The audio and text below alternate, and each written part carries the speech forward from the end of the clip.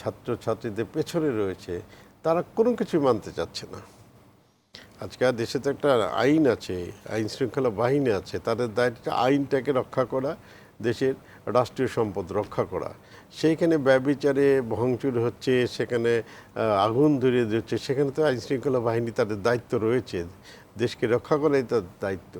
তো সেইখানে দেখা যাচ্ছে যে সংঘাতময় পরিস্থিতি, অ্যাগ্রেসিভ, কিন্তু আমি দেখতেছি এই ইয়েটাকে ছাত্রছাত্রীদের হাত থেকে যখন আন্দোলনটা অন্যদের হাতে চলে গেল, যেটা রাজনৈতিক আন্দোলন হচ্ছে, তখন থেকে কিন্তু তারা খুবই অ্যাগ্রেসিভ। তারাই কিন্তু সেখানে তো দেশ রক্ষা করার জন্য আইনশৃঙ্খলা বাহিনী বা দেশের স্থাপনা রক্ষা, তারা তো একটা ভূমিকা রাখতে হবে।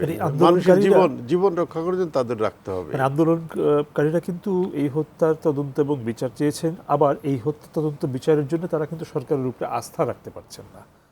না, আস্থা এখন সরকারের উপর রাখতে হবে।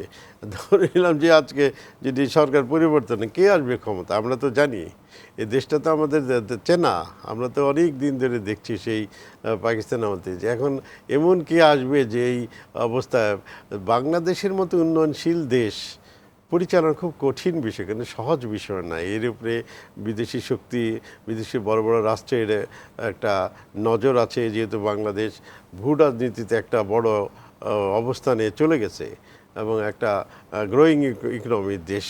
বিভিন্ন দেশের এই বড় বড় দেশগুলো এখানে একটা স্বার্থ সংশ্লিষ্ট আছে, তার চাপের মধ্যে দিয়ে দেশ চালানো যায়, যেটা আমাদের বঙ্গবন্ধু কন্যা মাননীয় প্রধানমন্ত্রী, তিনি কিন্তু কূটনৈতিক কৌশলী হিসাবে একজন প্রখ্যাত হয়েছেন রাজনীতিবিদ হিসাবে বা সরকার প্রধান হিসাবে।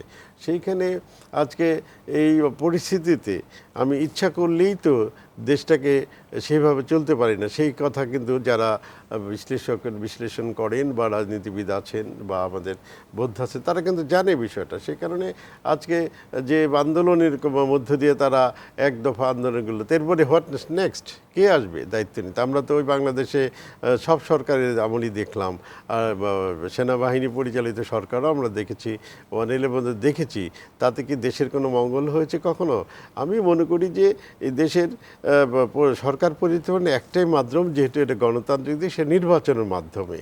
এরকমভাবে যদি কোনো অসাংবিধানিক উপায়ে বা তৃতীয় কোনো গোষ্ঠী যদি আসতে চায়, যারা 111 বাহিনী আছে বা 2-3 যারা আবির্ভাবক ছিল, তারা একটা মহল আছে, তারা কিন্তু তারা তো চালাতে পারে না। তা আমরা তো দেখেছি 111 প্রায় 2 বছর থাকলো, সেখানে বারবার কিন্তু তত্ত্বাবধায়ক পরিবর্তন হয়েছে, তারা রিজাইন করেছে, পারে নাই।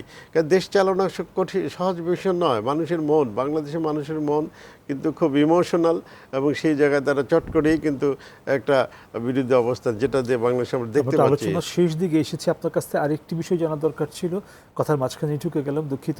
সেটা হচ্ছিল যে আপনারা পেশাজীবী হিসেবে প্রধানমন্ত্রীকে কি পরামর্শ দিয়েছেন, একটু সংক্ষেপে এটি শুনবো। আমরা এই পরামর্শগুলি দিয়েছি। আমরা যেটা বলেছি যে আমাদের যে দুর্বলতার জায়গাগুলো আছে, মানে সরকারের যে দুর্বলতার জায়গাগুলো, সেই জায়গাগুলো লক্ষ্য করতে হবে। যেমন কিছু জনমনে বেশ কিছু বিষয়, দ্রব্যমূল্যের ঊর্ধ্বগতি, এটা তো এটাও একটা কারণ আজকে জনগণের মধ্যে।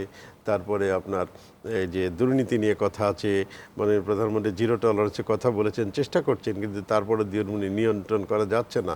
এই ধরনের বেশ কিছু মানে যে বিষয়গুলো আছে, যেটা জনমানুষে এক ধরনের তারা মানে নেগেটিভলি দেখছে।